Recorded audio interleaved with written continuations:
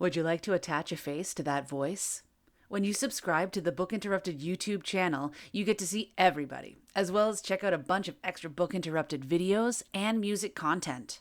Visit the Book Interrupted YouTube channel to see what you've been missing. Parental guidance is recommended because this episode has mature topics and strong language. Here are some moments you can look forward to during this episode of Book Interrupted. I like that too, because what happened to you is that's why you're who you are, not like there's something wrong with you. And I'm not against Oprah. I never really thought about Oprah, but as it turns out, That might come down to feeling manipulated too, because it's like, just tell me. I don't need the song and dance. Do you think it has to do with something in your childhood? And some people were like, oh, what's wrong with that person? But really, it's like, wow, maybe they're having a bad day. But that he doesn't leave his heart at the door. Mind, body, and soul. Information is the goal. Try to learn something new without being distracted. Mind, body, and soul. Information is the goal. Try to learn something new without being disrupted. Mind, body, and soul. Inspiration is the goal. And we're gonna talk it out on Book Interrupted. Welcome to Book Interrupted, a book club for busy people to connect and one that celebrates life's interruptions. Hi, I'm Sarah. I started Book Interrupted and asked the closest people to me to be part of it. First, I asked my sister.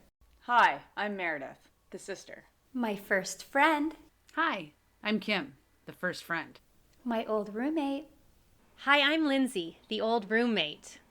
My high school friend. Hi, I'm Kara, the high school friend. My good friend and Kara's sister. that's me. Hi, I'm Leah, Sarah's friend, Kara's sister, and the final member of Book Interrupted. If you'd like to join along, this book cycles from January 3rd to February 13th. It's Leah's book pick, and we're reading What Happened to You by Dr. Bruce D. Perry and Oprah Winfrey. Our earliest experiences shape our lives far down the road, and What Happened to You provides powerful scientific and emotional insights into the behavioral patterns so many of us struggle to understand. This book is going to change the way you see your life. Published in 2021, What Happened to You? Conversations on Trauma, Resilience, and Healing by Dr. Bruce D. Perry and Oprah Winfrey is a #1 New York Times bestseller, and it shot to the top of the Amazon bestseller list just 24 hours after its release, currently holding #1 in anxiety disorders and developmental psychology on Amazon.ca. Dr. Perry, MD, PhD, and renowned brain and trauma expert, has published over 500 journal articles, book chapters, and scientific proceedings, and is the recipient of numerous professional awards and honors. He serves on the board of directors of multiple organizations, including Prevent Child Abuse America. Oprah Winfrey is an American talk show host, television producer, actress, author, and billionaire philanthropist. Although, as she has been called one of the most influential women in America, I'm sure many of you already know that. All right, so it's personal journal time. Let's see what the members of Book Interrupted thought outside the group. Hi, this is my personal journal for What Happened to You?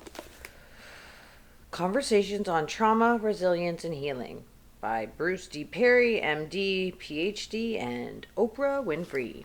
So, I've actually finished the book, so this is a bit of a cheater personal journal, but I'm rereading it now again because I want to. No, because it's my book cycle and this is my book choice. So first off, I love the visual of the book, the tactile sense. I know these things. I think people who love physical books know what I'm talking about when they, like, there's a smell, there's a feel, there's a paper feel, there's a quality feel. Also, like, the coloring, the watercoloring, the blues. Love it all. So that's always fun. I can't remember how I heard about the book or learned about the book at all. I have no recollection. But I always do enjoy trying to think about why people are the way they are, all the steps that led up to who you are today and why you react the way you do or why you feel the way you feel.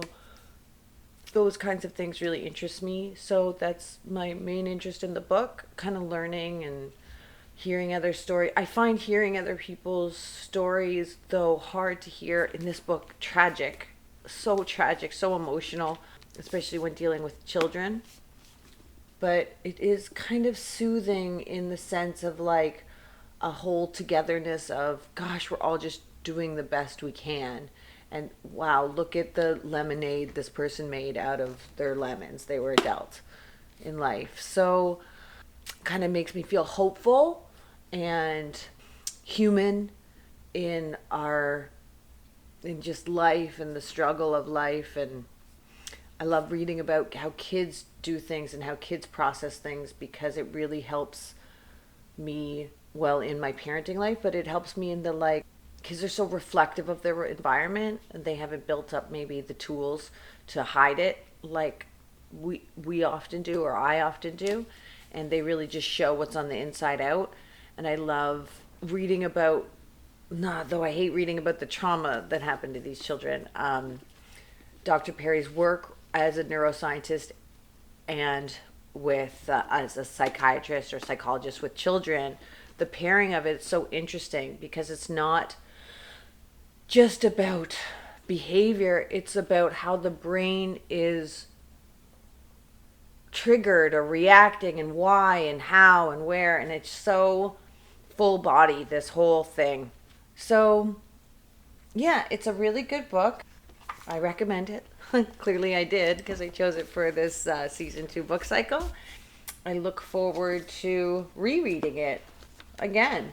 And I marked a page about a quote. It's really early on in the intro about, let me just find it here. I have always felt the truth of the saying that the acorn contains the oak. And through my work with Dr. Perry, I know this to be true too. If we want to understand the oak, it's back to the acorn we must go. Oprah.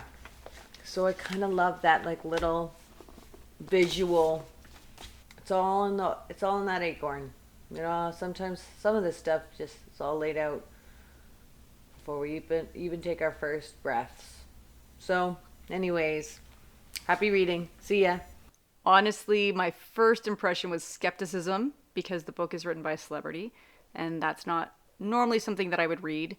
Upon further investigation, it's co-written by Dr. Bruce D. Perry, who seems to have quite a bit of expertise in trauma, so I feel a little bit less apprehensive about the book. Honestly, I don't follow Oprah, so I'm not really sure what to expect from this book. It's written in a conversational style, which totally makes sense because, you know, Oprah has a show where she interviews people and has conversations. So Oprah's followers are used to consuming Oprah in conversations. So I get it. That makes sense. Because it's broken down in conversations, I think it'd be really easy to like read this book a little bit at a time, which is good because in the intro it even says that this book might be difficult for some people to read. It might be triggering, and you might have to put it down and come back to it a little bit later. Put that together with the fact that it has a lot of words. Like, this book is pretty long. It's way more dense and much longer than I thought it was going to be. Hopefully that means it's got a lot of good content. But the downside is I wonder if all of us will finish this book before the 6 or 7 week book cycle is over. You know, we'll see. I might. I hate not finishing the books, number one. And number two, I love reading about trauma, neurology, biology, psychology, all these things. So the book has a lot of stuff that I already like to read about. I'm hoping that I'll also learn something new. That would be a bonus. Pretty good. And I'm going to dive right in. I think I got to get started. Otherwise, I might be one of those that doesn't finish. Okay, see you later. Goodbye.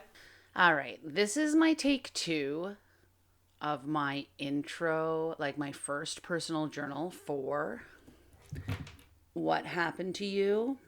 I'm a little bit annoyed with myself because I liked my take 1, and I also don't want to do more than one take because I want my journals to sound first take-ish, right? Like I want them to be authentic and genuine, and I don't want them to be rehearsed.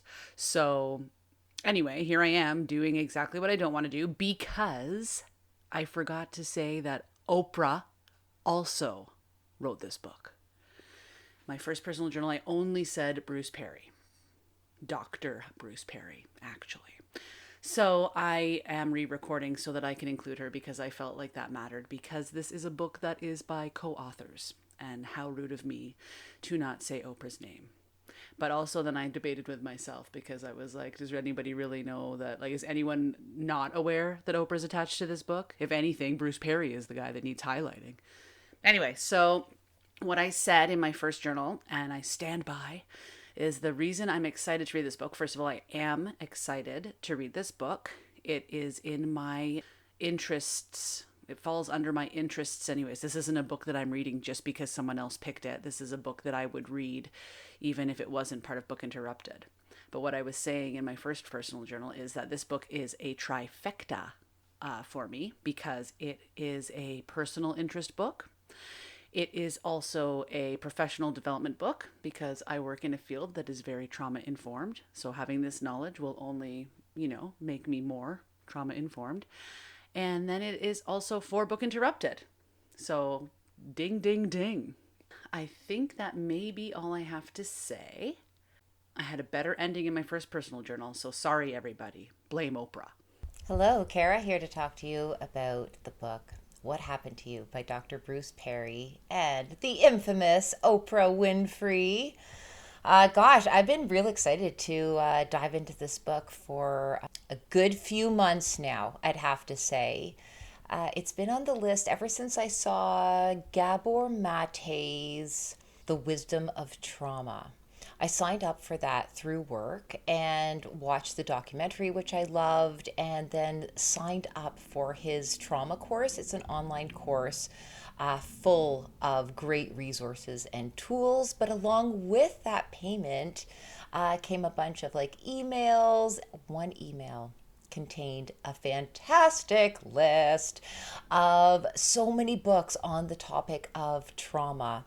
And there it was, What Happened to You, right there at the top. And I'd heard a few different celebrities endorse it and talk very highly of it, one of which was Dax Shepard, and I just think he is an incredible fellow. So with so many recommendations, obviously I couldn't say no. Plus, it's kind of applicable in my new field that I'm in. It's only been a few years since I left the financial industry and decided to jump right into professional coaching, and now I'm a therapist in training as well as doing fitness on the side. So there's still so many learning curves to take place, and one that I keep encountering, whether it is in the gym teaching a fitness class and people complaining about certain physical ailments to which they don't know the cause or the source, why is this happening? It's been investigated. The doctors and specialists aren't getting any answers. I've also seen it show up in the coaching room.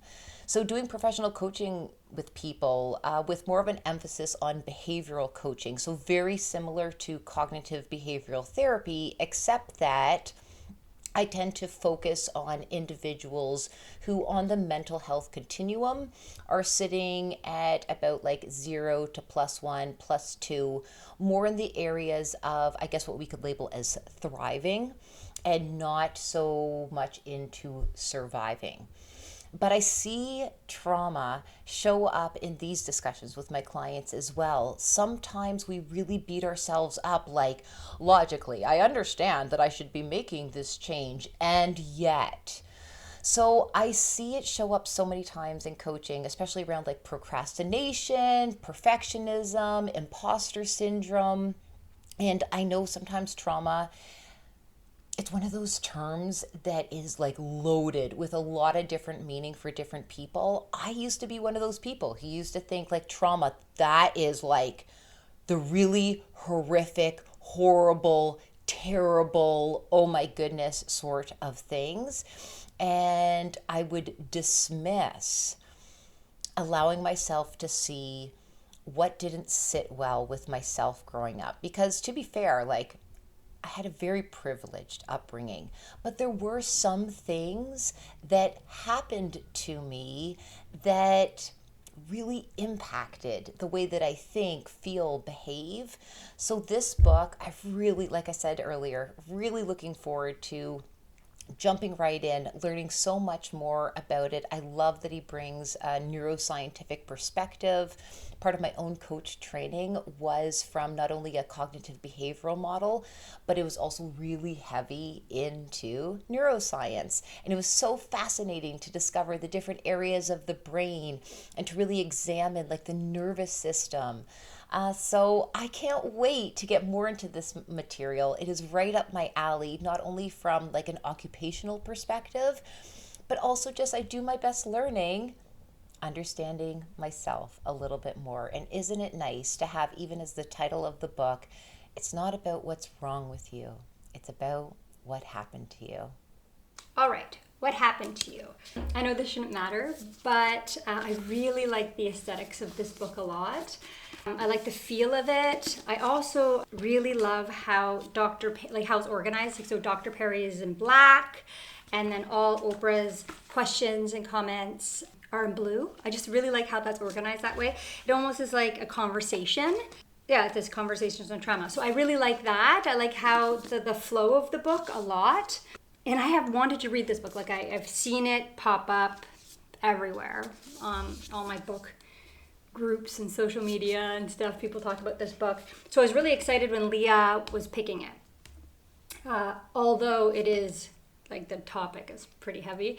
And it just, you can't help thinking about people you know and yourself and reactions you might have as an adult. And anyway, it's a real conversation and rabbit hole for sure, starter book. So it really makes you think and contemplate, your behaviors and how you act.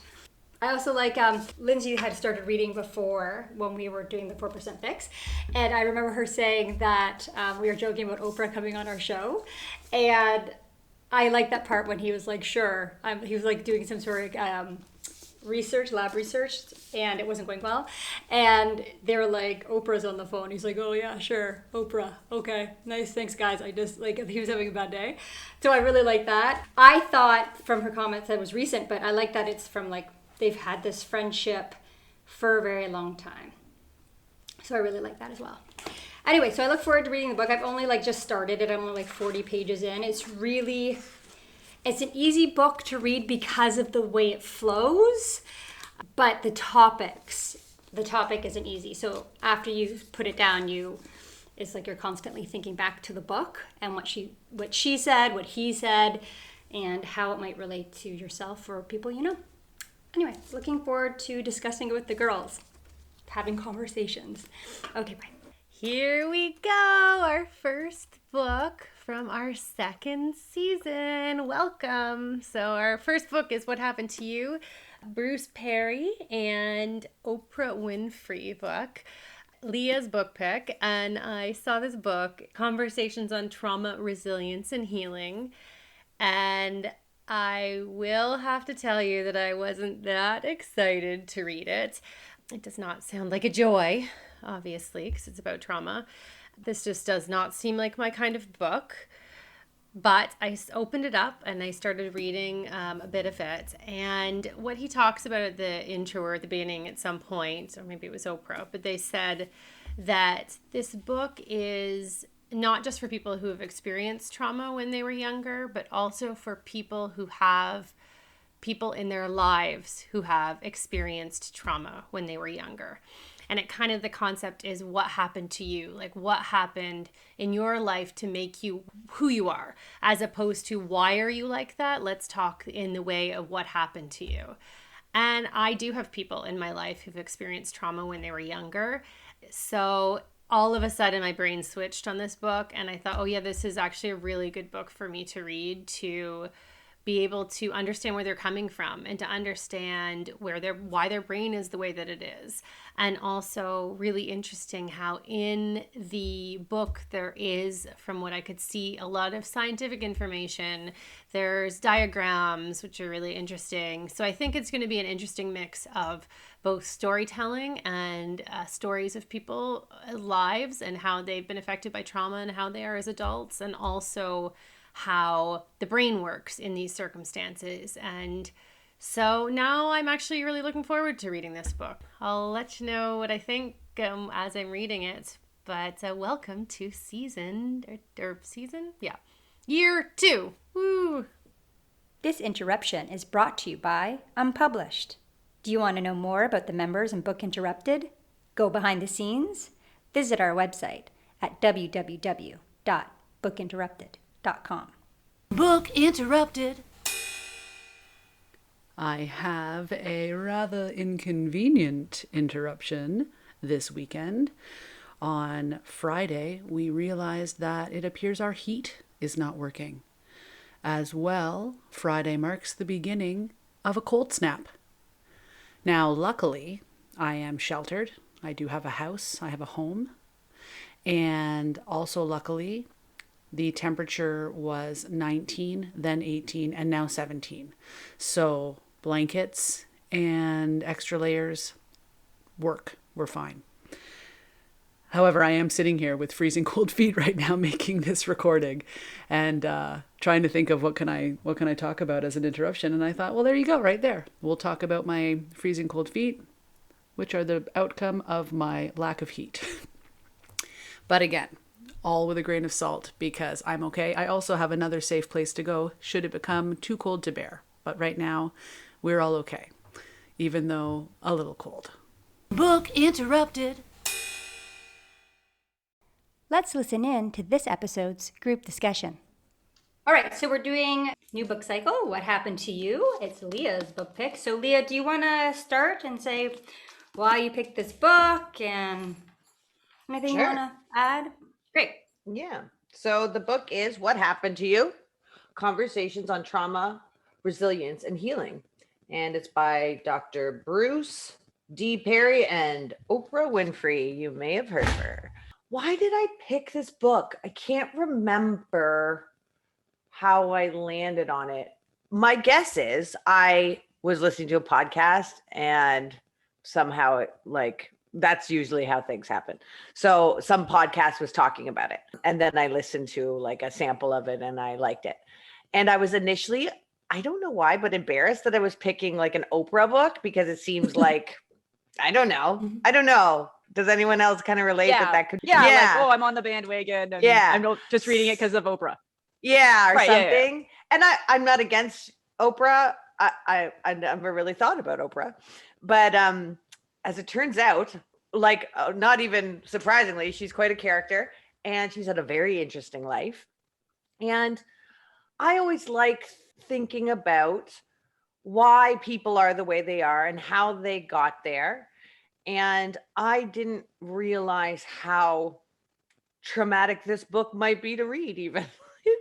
It's a really hard, some people just don't get a chance. Their odds are stacked against them right from the start. I was reading this while reading From the Ashes. So I was really just in emotional turmoil. It was like the same kinds of childhood stories and trauma and this and that. And it's just turned out to be, it has a kind of a beautiful ending in the saddest way. You expect a lot of tears, everybody, but I think you'll like it. And I always like things to have a bit of a science background. Otherwise it feels too, I don't know. I can't trust it. So Dr. Perry, who really specializes in the brain, and he is a psychiatrist that works with children. So holy. Not only is he such an insightful and intelligent neuroscientist, but that he doesn't leave his heart at the door. That he really brings a lot of compassion and curiosity and humility to the work that he does. He really tries to understand, at least from the case studies that he includes in the book, he really tries to not judge and do exactly like what the book title says, which is looking at what happened to you. So I don't know if that answered why I picked it. It happened. That's what happened to you. That's what happened. That's what happened to you.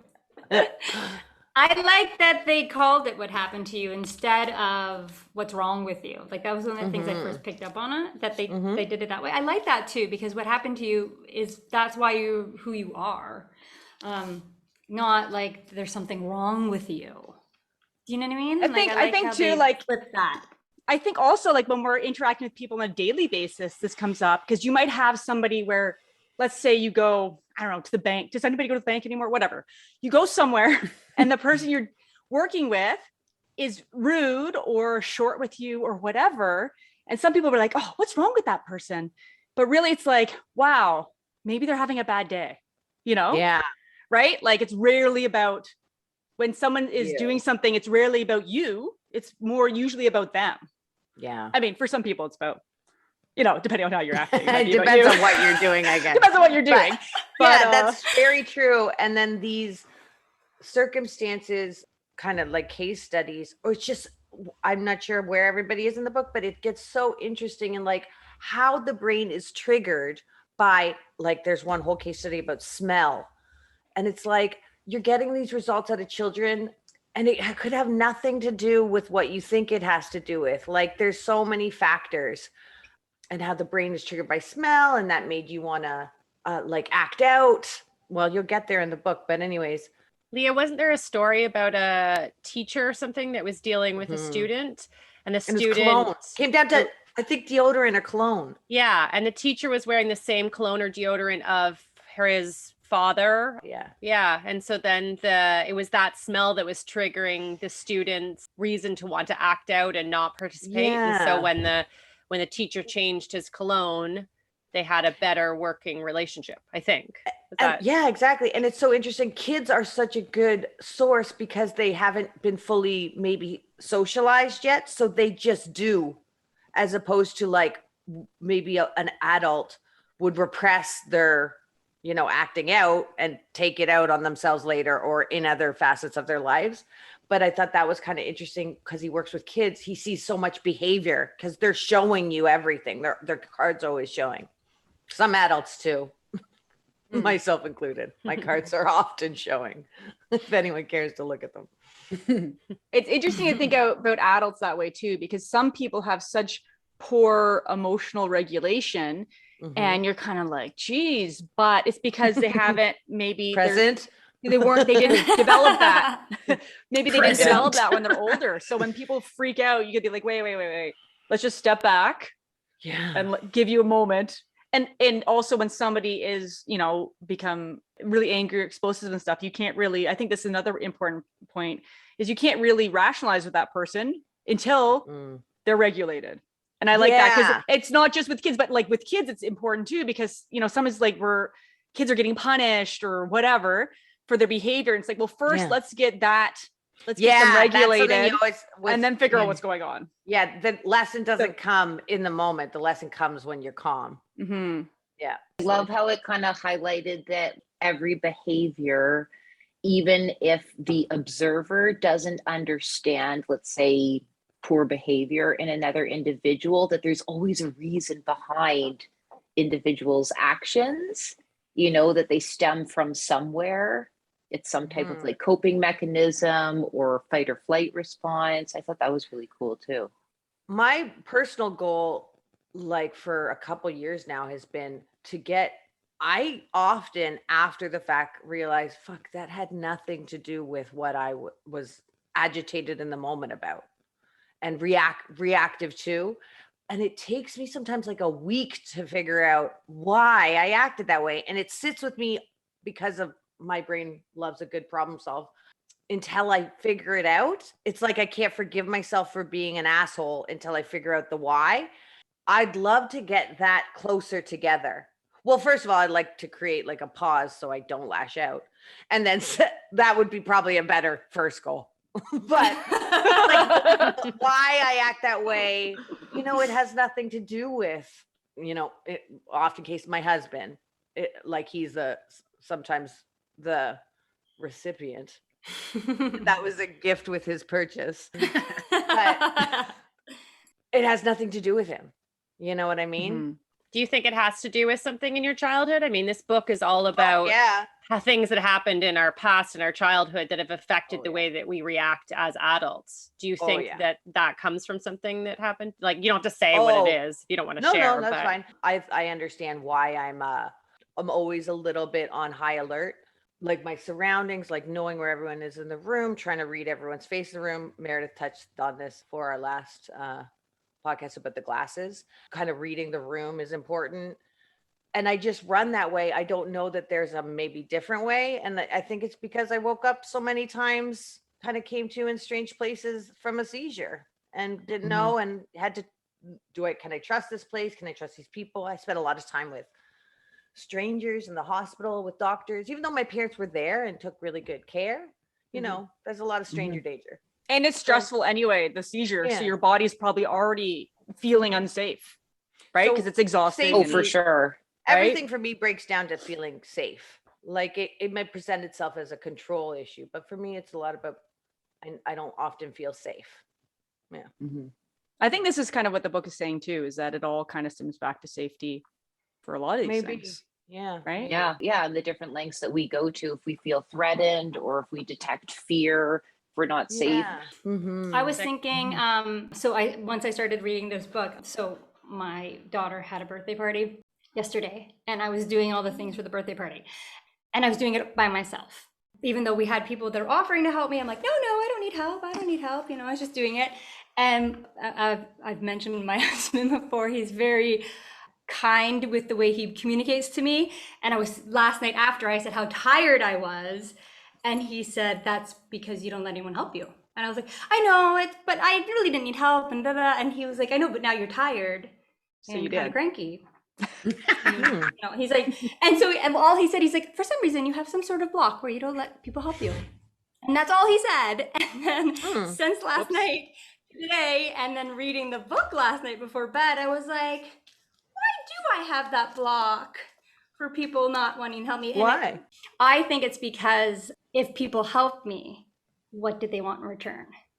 What did they're giving me? Oh, there's a Are they contract. manipulating me? Ooh. Are they doing it Yeah, for kindness so and is it- manipulation? That's interesting because Yeah, I don't so let are people they- help me either. I'm so bad at that. Like, I have to consciously be like, yes, I will accept your help, and I will accept if it doesn't work out the way that I've carefully planned it in my mind. Oh, so you guys both have that. Yeah.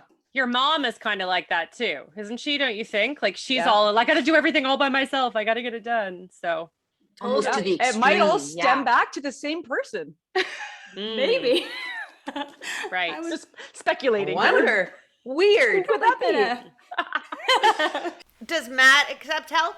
Does Matt ask for help? Does your brother accept help? No. Yeah, nah, I don't think he does. Like it's really hard. Whenever he does, when I'm like, hey, I will help you with this, It's just my mom. he'll let me help him sometimes now. He did recently, and I was like, okay. I was like, we're all growing, right? Because I have trouble with that too. So I'm not judging him in any way. But when he does, I'm like, okay. And I try to let people help me too. But it's hard, man. It's really hard. It comes down to and trust. it's just a tiny thing, right? It's just a tiny thing, a birthday party. I was like, no, I was doing it. And he's like, yeah, I know you were doing it. But people offered to help you. I know, but yeah. Anyway, so reading this book just makes me, it's like an onion, right? When you have trauma when you're younger, it's like an onion of all the things you do. Like clearly, like when Oprah is like people pleasing, I was like, oh yeah, no, I'm getting over that, blah, blah, blah. And I like how it's like a conversation. Like how they make it like it's Oprah and him talking. So it makes it kind of like lets your guard down as you're reading it instead of just being like, I'm analyzing. Like it's I just really like the way that it flows because it doesn't feel like a medical book, but it also doesn't feel like there's the medical background. So you kind of, do you know what I mean? I You don't know how trust to- it, but it's easy absolutely. to digest. I feel like it might have been actually something that was played around with. For example, I wonder if Dr. Perry and Oprah had a conversation saying, hey, you know what?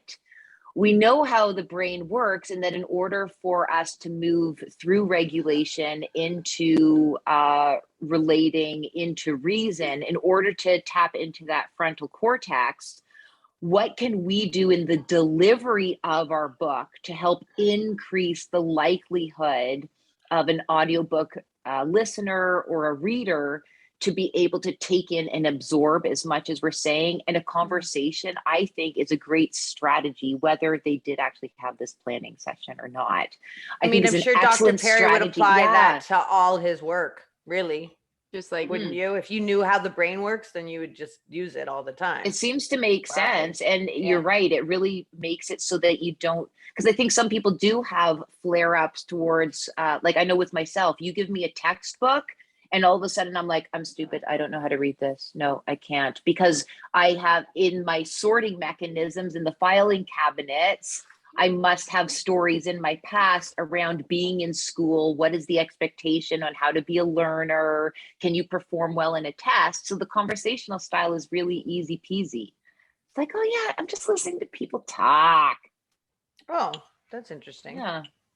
I disagree with my experience. I really dislike the conversational style. Oh. Yeah. I wasn't sure if it would come up or not, but that's one thing that stood out for me from the get-go. I'm almost done the book too. So that's why I'm being kind of extra quiet. Cause I'm like, okay, I don't want to. This is episode pull in 2, episode 3. Yeah, exactly. Yeah. Well, we're here in episode 1. Yeah, I don't like that. I had a textbook. It's funny. I had a textbook once that was delivered in that way. And I say this in my personal journal. So at the risk of repeating myself, it feels condescending to me. Oh, and what does that mean? Could you tell us more? You said this. Why don't you go about and I hate it. It's very. And that came from your past. What happened to you? What happened to you to make you feel condescension? Yeah. And I feel like that might be a manipulation thing too. That might come down to feeling manipulated too, because it's like, just tell me. I don't need the song and dance about how it also feels inauthentic, right? Because and it might be true. It might actually be authentic, but I guess when I'm reading a conversation, it feels inauthentic because of that whole setup, right? Like, okay, here's this story, blah, blah, blah, blah, blah. And then Oprah conveniently like, oh, well, you mentioned this. Could you tell us more about that? Like dragging the story along. And I just, it's not my preferred style of a book. So, but does it make the most sense for a book by Oprah? Perfect. It makes sense for the people who love Oprah, who consume Oprah, to consume her in an interview type conversation style. Totally. So 2 good points. I didn't consider Kara's point about how making this information delivered conversationally would also potentially serve the purpose of regulating the reader right away, right? So I think that's and really relational. And the conversations are relational thing too, right? And then that is another good point that you make, Mare, because what is Oprah but a conversationalist? Like all of her talk show is like talking. Obviously, it's a talk show, right? She's talking to people, right? So those are 2 really good points. I still don't like it. I'm with you. I love it wasn't my favorite either. Share that. Yeah, that's y'all are fantastic. so deep. Like I didn't pick up. I didn't even realize I was reading in conversational style. That's so funny. You guys are later. Talk about onions. My God. This story is a conversation. You guys are you really dissected that onion. And Sarah said it was like The Onion. I thought she was talking about the satirical newspaper at first. I was like, it's like The Onion. I didn't pick up on that at all. Serious. Way deep. She's so deep. Yeah. I really liked about the book. I mean, I didn't really care either way. Like, I didn't love the conversation. I didn't hate it. I mean, the whole book itself is not super my style, but I do appreciate, because I didn't have to deal with trauma. I'm very fortunate in my childhood, and I have a lot of friends who have dealt with trauma in their childhood. And he even says it at the beginning of the book that this is not just a book for people who have dealt with trauma. It's a book for people who have people in their life that have dealt with trauma.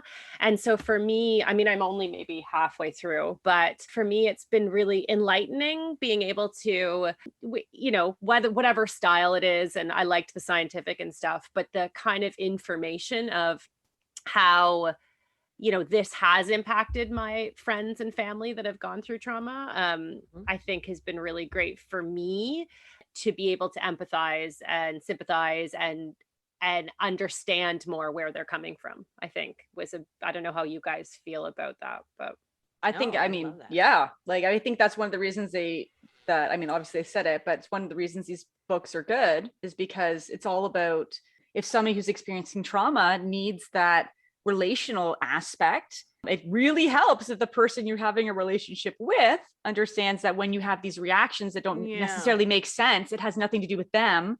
It's something that you're working on. And it's like, people might say something like, that person triggered me, but it's not about that person. It's, I got triggered. I got just triggered. Like your book, Mare, the nonviolent communication.